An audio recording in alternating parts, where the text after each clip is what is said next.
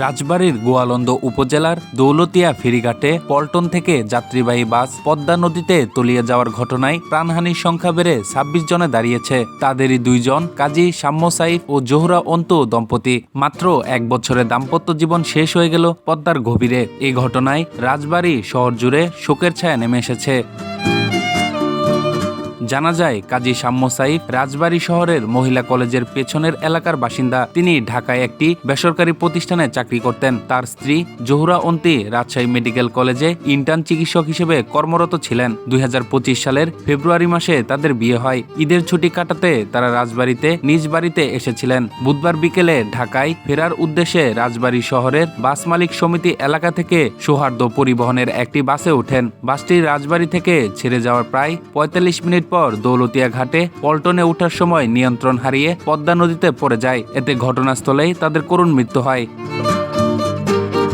সাম্য ছিলেন পরিবারের একমাত্র সন্তান। ছেলে ও পুত্রবধূকে একসঙ্গে হারিয়ে ভেঙে পড়েছেন বাবা কাজী মুকুল। বৃহস্পতিবার সকাল 11:30টার দিকে সাম্যদের বাড়িতে গিয়ে দেখা যায়, বাড়ির আঙিনায় পাশাপাশি রাখা হয়েছে নবদম্পতির মরদেহ। মাঝখানে একটি পর্দা টানানো। ধর্মীয় বিধি অনুযায়ী নারীর মরদেহের পাশে রয়েছেন কেবল নারীরাই। অন্য পাশে সাম্যের মরদেহ ঘিরে কান্নায় ভেঙে পড়েছেন স্বজনরা। একজন আত্মীয় বিলাপ করে বলছিলেন, আমার ভাই কত কথা বলতো, এখন আর কথা বলবে না। পুরো বাড়ি জুড়ে শোকের মাতম। চারপাশে নেমে এসেছে স্তব্ধতা।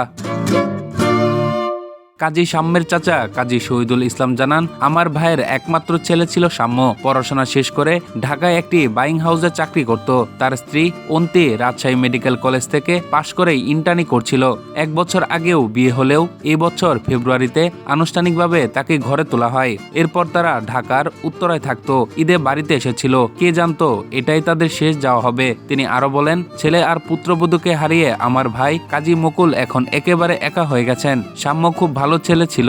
একটি সুখী দাম্পত্য জীবন, অসংখ্য স্বপ্ন আর সম্ভাবনা সবকিছুই মুহূর্তেই থেমে গেল দৌলতিয়ার সেই দুর্ঘটনায়। এই মর্মান্তিক ঘটনায় শোকাহত পরিবার ও এলাকাবাসী এখনো বিশ্বাস করতে পারছেন না সাম্য ও অন্তি আর ফিরবে না কোনোদিন।